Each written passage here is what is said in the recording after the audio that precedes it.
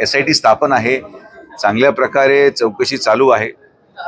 ही गोष्ट तुम्ही वैशिष्ट्य पहा की एवढं जाळं पसरून देखील आमचं त्यामध्ये कुठलाही संबंध आढळत नाही। याचाच तुम्हाला लोकप्रतिनिधी आणि एका परिवाराला देखील क्रेडिट दिलं पाहिजे की जिथं ज्या तालुक्यामध्ये, ज्या शहरामध्ये, ज्या भागामध्ये एवढं सगळं पांगलेलं आहे, त्यामध्ये 40 वर्ष असलेला एक परिवार आणि त्या परिवाराचा कुठलाही घटक अजिबात त्या प्रक्रियेत नाही।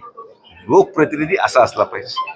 काही लोकप्रतिनिधी प्रत्येक ठिकाणी दिसतात, प्रत्येक कॉन्ट्रोवर्सी बरोबर दिसतात, तसे लोकप्रतिनिधी समाज हिताचे नाही। तुम्ही कुठली कॉन्ट्रोवर्सी काढा, तो व्यक्ती तिथं फोटोमध्ये दिसणारच। मग खरात असो, चिस्पे असो, घोटाळा असो, खंडणी असो, ही केस असो, अशी कुठलीही केस नाही की जिथं एक लोकप्रतिनिधी वारंवार दिसत नाही। आणि इथं एक असा परिवार आहे, तो 40 वर्ष जिल्ह्यामध्ये राजकारण करतोय, पण त्याच्या जिल्ह्या मतदारसंघामध्ये खाली जे काही झालं त्या प्रक्रियेमध्ये कुठंही लांब पर्यंत आपला कुठलाही संबंध आढळून येत नाही।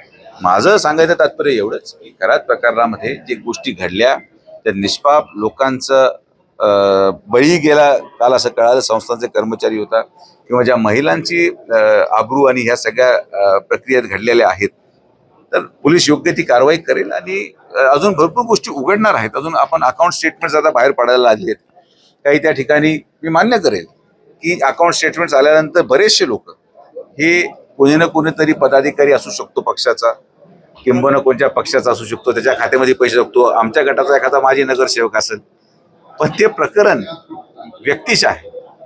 कार्यकर्ते हे प्रत्येक पक्षात असतात आणि त्यामुळं भविष्य कालावधीमध्ये होणारा एखादा विचार किंवा आरोपापेक्षा मी आता स्पष्टीकरण देतो की जे कोणी आरोपी असतील त्यांना पोलीस कारवाई करेल आणि सगळ्यांना उचलेल।